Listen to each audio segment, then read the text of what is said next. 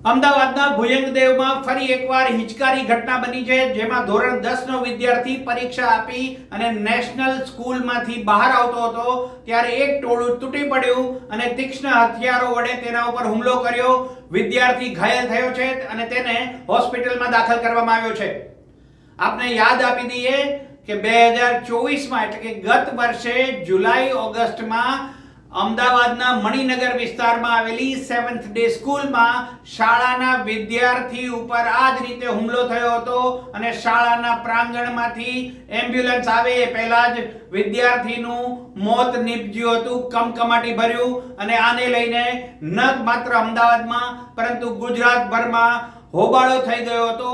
Social મીડિયાની impact સમજાવવામાં આવી રહી હતી અને બાળકો કેવા પ્રકારની દોસ્તી અને એમના મોબાઈલમાં કે ટીવીમાંથી વિડીયો જોઈને કેવું અનુસરણ કરે છે તેવી એક વાત બહાર આવી હતી.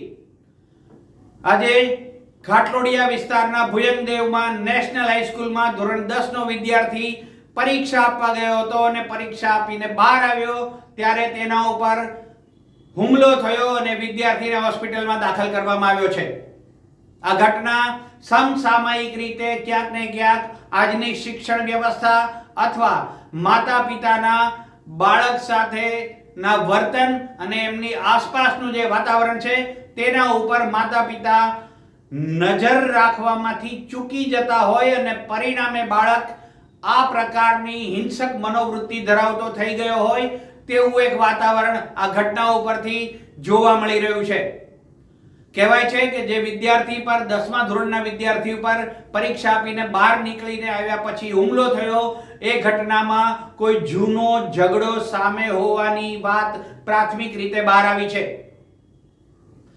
ધોરણ 10ના એ વિદ્યાર્થીઓનું ચાલુ પરીક્ષા દરમિયાન એટલે કે જે સ્કૂલની પ્રિલિમ્સ ચાલી રહી છે એ પરીક્ષા દરમિયાન આ પ્રકારનો હુમલો થયાની ઘટના બહુ સૂચક છે અને હવે બાળક હોસ્પિટલમાં છે ત્યારે એની રિકવરી પછી એ બોર્ડની ફૂલ એક્ઝામ આપી શકશે કે કેમ એ વિશે પણ અત્યારથી જ શંકા કુશંકા સેવાઈ રહી છે. કેટલાય એવા રહસ્યોના તાણાવાણા છે કે જે બાળકની ઉછેર પદ્ધતિ, બાળકની શૈક્ષણિક વ્યવસ્થા અને બાળકના આસપાસના વાતાવરણ, તેમના મિત્રો અને તેમનું સોશિયલ મીડિયા સર્કલ પર તેમના અભિભાવકોની એટલે કે વાલીઓની નજર નથી રહેતી અને પરિણામે બાળક ઉદ્દંડ, ઉચ્છૃંખલ અને રસ્તો ચીલો ચાતરી ગયો હોય તેવા પ્રકારનું વર્તન કરવા જોવા મળે છે. આમ પણ જેન ઝી પર જે રીતે એમના વાણી, વર્તન અને વ્યવહાર પર જે આંગળીઓ ચિંધાઈ રહી છે તેમાં કદાચ આ કારણ પણ એક પૂરક બનશે કે બાળકો શાળામાં પણ આ પ્રકારની વિકૃત માનસિકતા સાથે જાય છે અથવા જે બાળક પરીક્ષા આપીને આવ્યો છે તેના ઉપર આવી જ રીતે હિચકારો હુમલો કરવાની ઘટના બની છે. આ ઘટના પછી શૈક્ષણિક તંત્ર ફરી એકવાર સવાલો ઉઠ્યા છે, શિક્ષણ વ્યવસ્થા ઉપર સવાલ ઉઠવાના બને છે અને માતા પિતા એમના બાળક પ્રત્યે કેટલા લાપરવાહ હોય છે એના પણ એક આમાંથી પુરાવા કહો તો પુરાવા પણ એ મળે છે કે 7th ડે જેવી સ્કૂલમાં ઘટના બની એવી જ ઘટના ફરી એકવાર નેશનલ હાઈસ્કૂલ પાસે વિદ્યાર્થી ઉપર ઘટના બની છે. શું સબક લેશો આમાંથી? અને તમારી કોમેન્ટમાં જરૂર જણાવો કે આવું કેમ થઈ રહ્યું છે. આવા દરેક ન્યૂઝ અપડેટ માટે જોતા રહો ઇન્ડિયા વોઇસ ગુજરાત. નમસ્કાર. 10ના વિદ્યાર્થીઓ પરીક્ષા આપ્યા પછી ઘરે જઈ રહ્યા હતા ત્યારે અમારી સ્કૂલથી લગભગ 100 મીટર દૂર અંદર કોઈક બાબતની અંદર ઝઘડ્યા. એમાંના કોઈક વિદ્યાર્થીએ બહારના વિદ્યાર્થીઓને બોલાવ્યા અને એક વિદ્યાર્થીના માથામાં કડું માર્યું.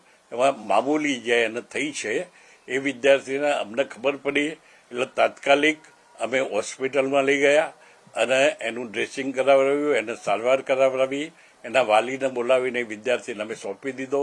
ના, એ વિદ્યાર્થીઓએ કોઈ ખુલાસો કર્યો નથી કઈ બાબતની અંદર. સામાન્ય એકબીજાને ધક્કા મૂકી કરવા બાબતમાં આ સામાન્ય ઝઘડો થયો. નેશનલ સ્કૂલમાં જે રીતે પ્રાથમિક દ્રષ્ટિએ જે માહિતી મળી કે એક ધોરણ 10ના વિદ્યાર્થીને આજે જ્યારે એની પરીક્ષા પૂરી થઈને બહાર નીકળ્યો ત્યારે કેટલાક યુવકોએ એની ઉપર જે છે હુમલો કર્યો અને એને ઈજા કરી છે. આ બાબતે અમે નેશનલ સ્કૂલના સંચાલકને ટેલિફોનિક વાત કરી પ્રાથમિક દ્રષ્ટિએ અહેવાલ મેળવવાનો પ્રયત્ન કર્યો તો તેમાં જે માથાના ભાગે એના કડા દ્વારા એ રીતે જોવા જઈએ તો એને ઈજા થયેલી છે અને એ ઈજામાં તાત્કાલિક સારવાર આપી અને વિદ્યાર્થીને હાલ રજા પણ આપી દેવામાં આવેલી છે અને વધુમાં નજીકના પોલીસ સ્ટેશનમાં સત્વરે સંચાલક દ્વારા ઇન્ફોર્મેશન આપી અને એ બાબતે પોલીસે પણ તાત્કાલિક આવી અને આગળની કાર્યવાહી હાથ ધરી છે. નિવેદનો પણ મેળવવામાં આવેલા છે અને હાલ વિદ્યાર્થી છે એ જે છે એની સારવાર પણ કરી દેવામાં આવેલી છે. અચ્છા સર, કોઈ તપાસ કરતા સામે આવ્યું છે કે કયા કારણોસર આવું કંઈક થયું? કોઈ અંગત અદાવત હોઈ શકે છે. શાળાના વિદ્યાર્થી નહોતા. શાળાના વિદ્યાર્થી જે છે એ ધોરણ 10ના જ વિદ્યાર્થી જે નેશનલ સ્કૂલમાં અભ્યાસ કરે છે તેના ઉપર આ પ્રકારનું ગેટની બહાર કંઈક હુમલો થયો છે તેવી માહિતી મળેલી છે. અમે જે છે આનો અહેવાલ પણ માગ્યો છે. આગળ વધુ સ્પષ્ટ ત્યારે થઈ શકશે જ્યારે વધારે અહેવાલ આવે ત્યારે ખ્યાલ આવશે. બાકી હાલ પૂરતું વિદ્યાર્થી જે છે એને સારવાર આપી અને રજા પણ આપી દેવામાં આવેલી છે.